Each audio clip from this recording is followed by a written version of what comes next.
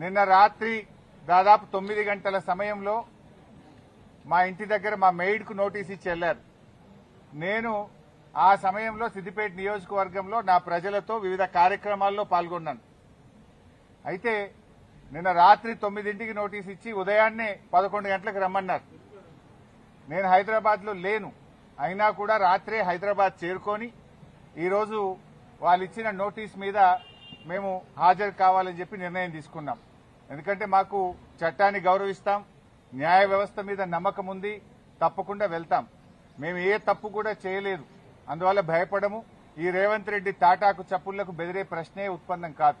ఎందుకంటే ఇలా రేవంత్ రెడ్డి మాకు తెలుసు, నిన్న ఆయన బావమర్ది భాగవతాన్ని పొద్దున బయట పెడితే సాయంత్రానికి నోటీసు పంపిండు.